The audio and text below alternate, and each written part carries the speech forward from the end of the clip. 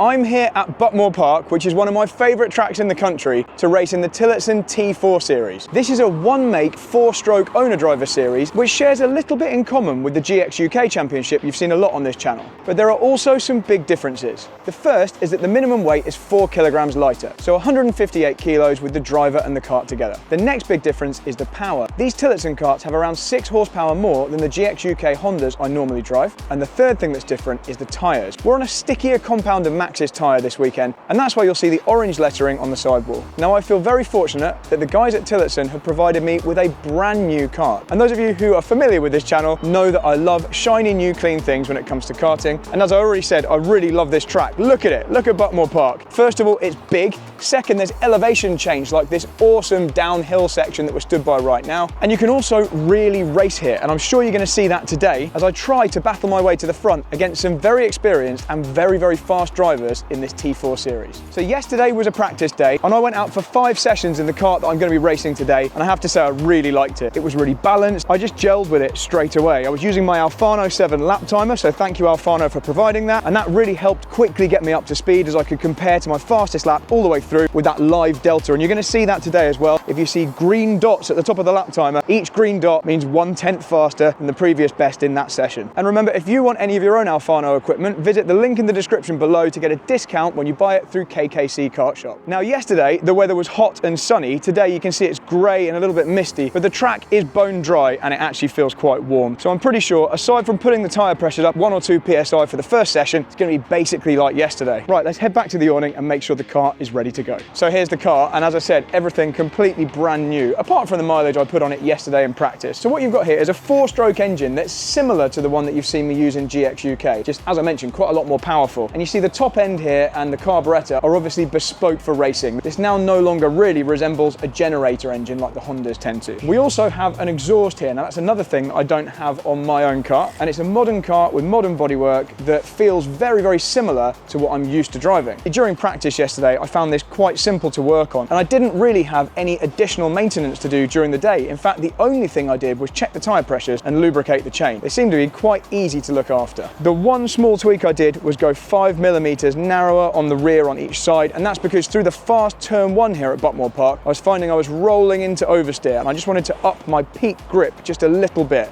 I'll be honest though, I didn't really feel a huge difference. So although I went faster, I don't think there was really much in it, but I've left it as it is. So now I'll get changed, get ready to go for the race. We've got a front, middle and back grid slot, and I don't know where I'm starting just yet, but you're going to see all the action through these cameras starting right now. Well, this is exciting. Look at this, Tillotson T4 Seniors. We're starting 3rd on the grid for this race. And I know because all these guys back here are in the championship fight, they are not going to want me, a guest driver, in their way for very long. You can see from that little black line on my tyres that I did the bare minimum in the warm-up. I just went out and did 1 flying lap and came back in because I wanted to preserve these because they felt really good on that 1 lap I did. So I'm hoping we're going to have a little bit of a grip benefit to begin with. They warm up super fast.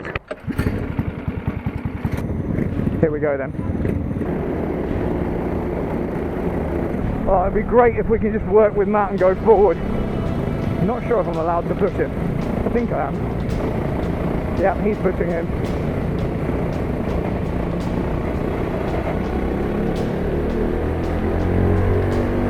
As the race began, I hugged the inside line tightly through the first 2 corners, and that gave me a run on Matthew Roberts and the lead into hairpin 1. I now had the unenviable task of trying to hold the entire pack behind me, so after half covering the inside line into hairpin 2, I tried to pull away.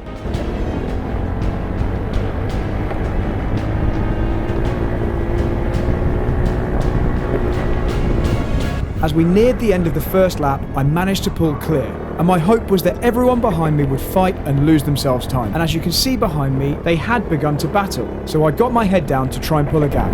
Okay, we got the lead, let's go. 8 laps. The difficulty I would have was a lack of slipstream. I was out front on my own with no tow available, and as I found in practice, a slipstream could be worth several tenths of a second per lap. We've got nobody to guide us, nobody to judge our pace from, so we just got to go and hope they don't work together too much.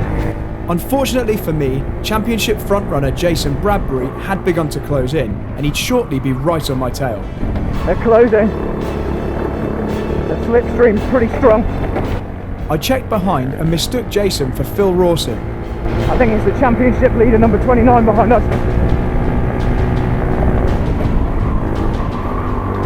If he comes through, I'm not going to fight him. Let's go with him. Oh, it's 17, it's Bradbury. Let's go with him, we got a good gap. No point fighting him, otherwise we'll be down in third. Let's see if we can keep up with him.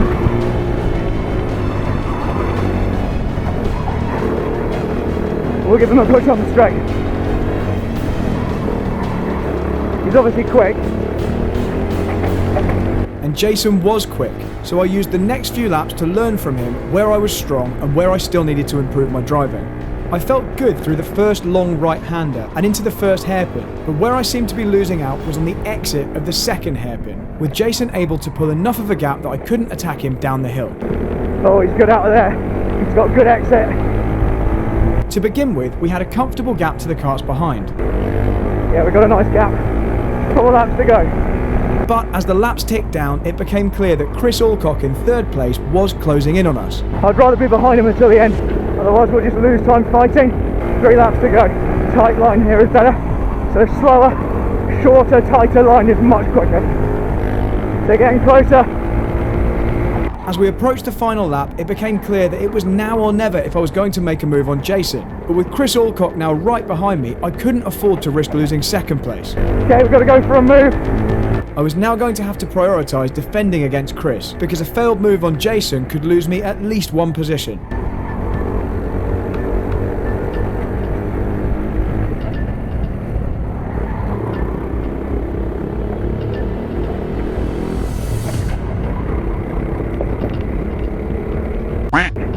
He's through. No, he's not.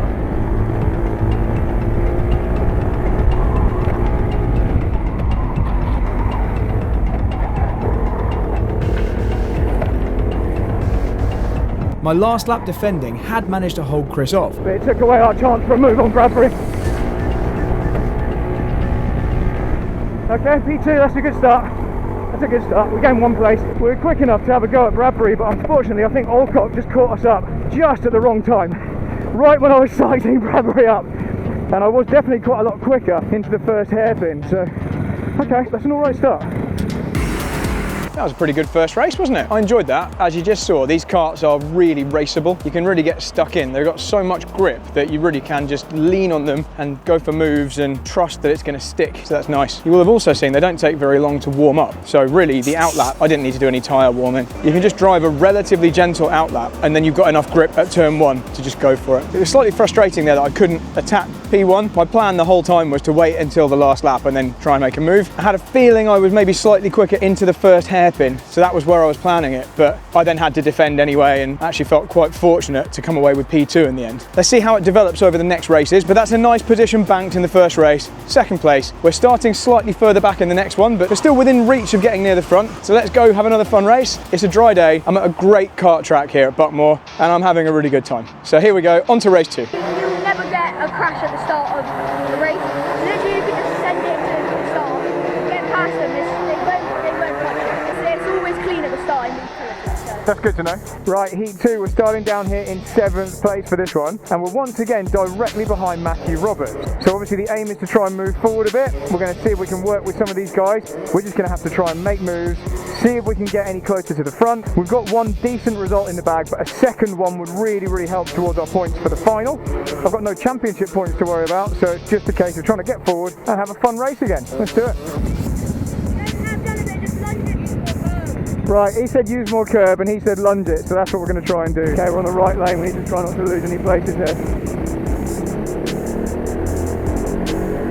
Since it worked well in the first race, I tried my exact same tactic of hugging the inside through the first 2 corners, and I managed to gain a couple of places before we arrived at hairpin 1. But unfortunately, that then put me on the outside for hairpin 2. Oh, we've been pushed really wide. We're all the way down to 8. We got pushed right down. I now had a fight on my hands to get back up towards the podium positions. Ah, that's not good, we lost the place.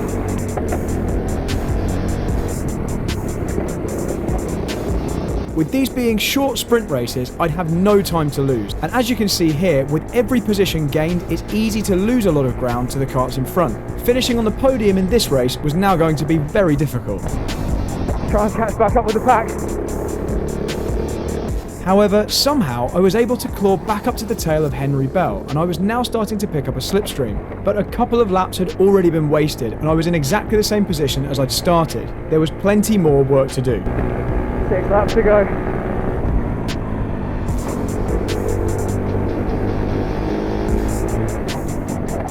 Henry made a small mistake into hairpin 1, getting 2 sideways, and that allowed me to immediately pounce. But once again, you can see the huge amount of time you lose when you go for a move on someone, and I now had to catch back up to the tail of Matthew Roberts.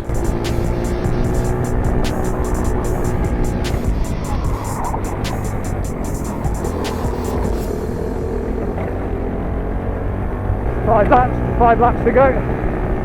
5 laps and 5 positions to gain if I wanted to get all the way up to the lead. But first of all, I'd need to overtake Matthew Roberts, and I know from battling him in other series that he won't be the easiest person to pass.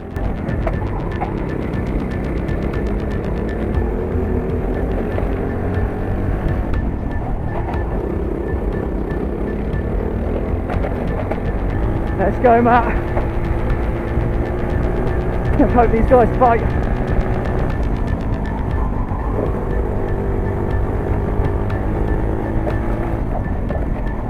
With only 4 laps to go, we still had a gap to close down, but there was still a chance to fight for the podium if the karts in front began to battle.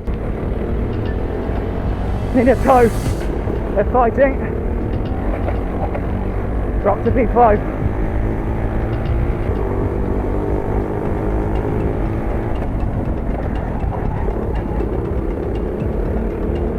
Let's go with Bradbury.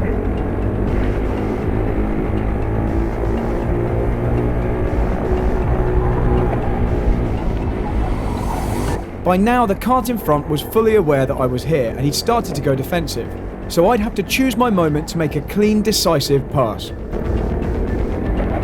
We want to do him into the first hairpin. That's sort of quick. 2 laps to go.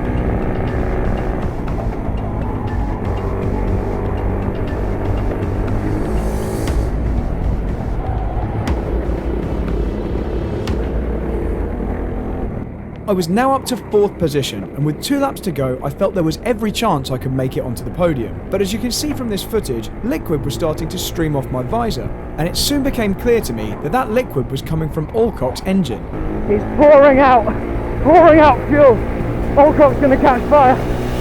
It was now the final lap, and it was oil pouring from Alcock's engine, not fuel as I suspected, and it was now causing him problems. You can see him sliding around as the oil pours onto his rear tyres, and I was now desperate to make a move before the end of the lap to claim that final podium spot.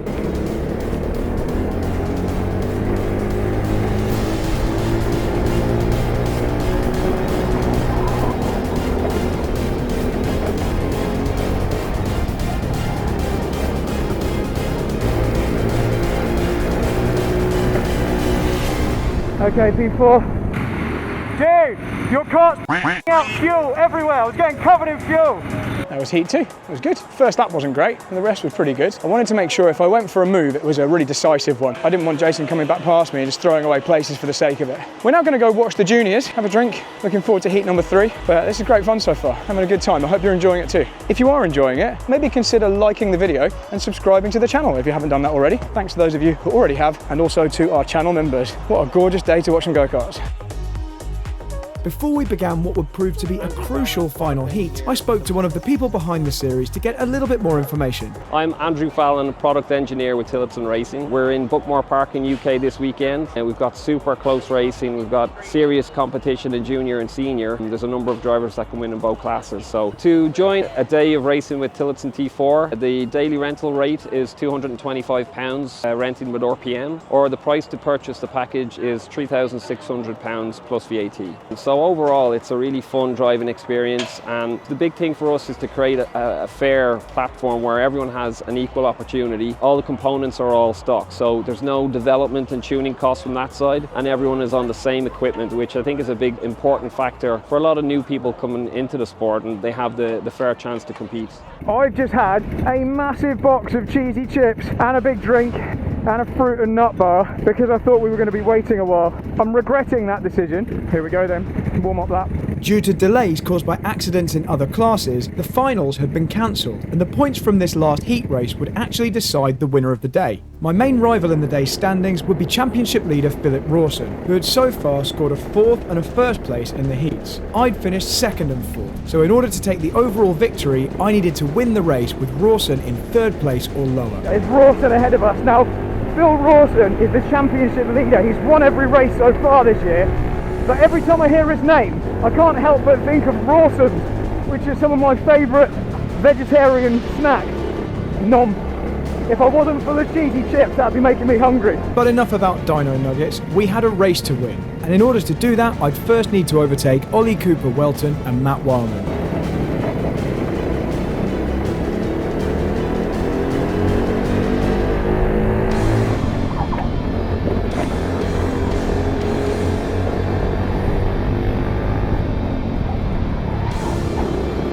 Okay, we're into a clear second, let's go. Try and get a toe off Matt. Let's go.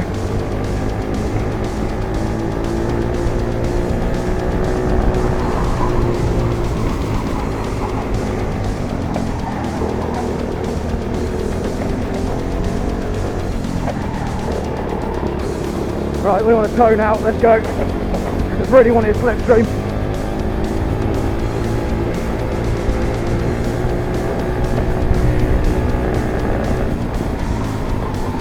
Let's not fight, let's go together.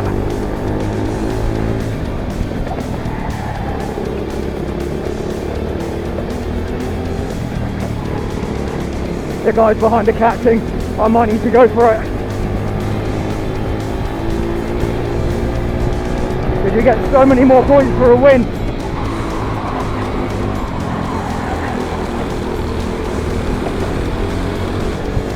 We've got a nice gap.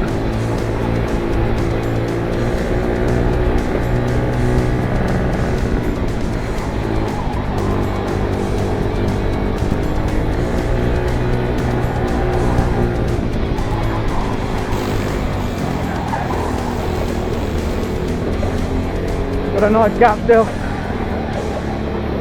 Not a good exit there. We're going to get a toe again though.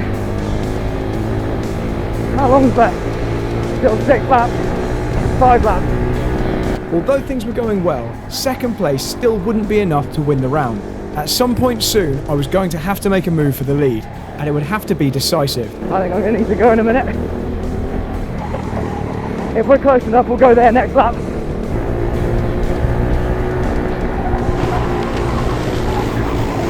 And as we entered the next lap, I drew close enough to Matt to line him up for a move into hairpin 1.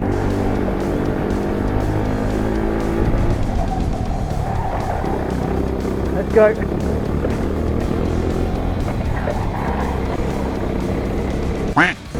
Okay, he's got me back. Okay, now we're fighting. That wasn't clever. Now I've really got to get him.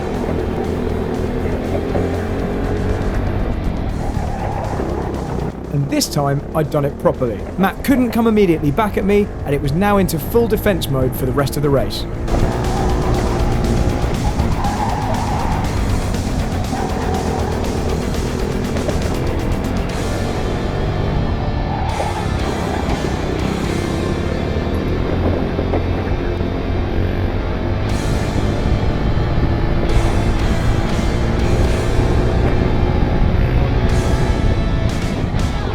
It was all well and good battling for the win, but what also mattered was where Philip Rawson was going to finish. And with under 2 laps to go, he just moved up into 4th position. And that meant unless he climbed another 2 places in the final lap and a half, then I was about to score enough points to take the victory.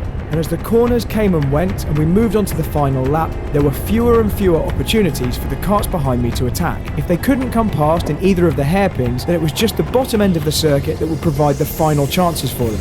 And by now I'd gotten a good feel for exactly how to defend into those bottom corners. But as ever in racing, it wouldn't be over until it was over.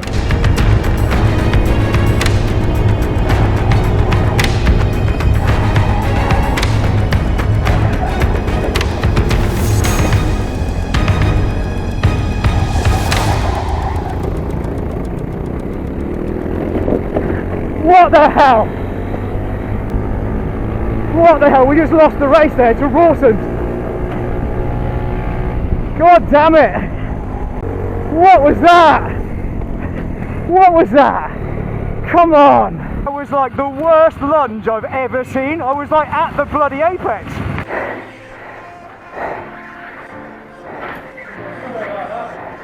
Because of other accidents that have happened in other classes, the meeting's been abandoned. There's no final. The positions are being called as the heat qualifying has kind of ended, so I'm actually 3rd. But I would have been 1st if it wasn't for him. Let's have a look. Let's see it. Let's see it. This is what, right, so 3rd place. I'm there happily. Look, I've turned in, I'm happy. Boom! That is actually probably the worst punt I've ever seen. So congratulations. You've made it into the channel. Right, anyway, no hard feelings. Except actually really loads of hard feelings, but I'll just think them in my head. Let's pack up. This has been fun though. In all seriousness, unfortunately that is it, but it's been a great day, a great weekend actually. The kart was awesome to drive. I kind of want to do some more of it. Okay, T4, give it up for Philpot. Give it up for me. Right, thank you. Well done, Fred. Thank you very much. And your winner in the T4 senior final, Philip Rawson. Well done, dude. Right, but that's not it, because we're coming... I've just been sprayed in the face. We're coming back for Wilton Mill. Because there wasn't an ending today, and because we didn't get a final, and I was going to win the final, we're going to go to Wilton Mill, and we're going to do the O-plate instead. So my Tillotson journey isn't finished just yet. I hope you've enjoyed this video today. I've really enjoyed driving the karts, and I'm going to enjoy driving them again, hopefully. Maybe we'll even have a crack at the Tillotson Nations Cup over in Valencia. But for today, that's me done. Thanks so much to RPM and to Tillotson for having me this weekend. As you've seen, I haven't been able to hide the smile on my face all weekend. I've really enjoyed driving the karts. I've enjoyed racing these drivers. It's been largely clean and hard but fair, and I'm actually itching to do some more. I was ready for that final. I was ready to go and try and right the wrong of Heat 3, but we're going to give it a try in just over a month at Wilton Mill. So join me again for that one. Thanks for watching. Thanks to Team Use More KERB for sticking here until the end of the video. You are the real legends. If you'd like any of this Use More KERB merch, check out the Zenduri store link in the description below. If you want a race suit like the one I've been wearing today, check out Custom Racewear. Their link is in that description as well. I've been using an awesome Alfano 7 today, as always. If you want discounts on one of those for yourself, check out my discounted link in the description below to go to the KKC store. And finally, thanks again for watching. Love you, bye.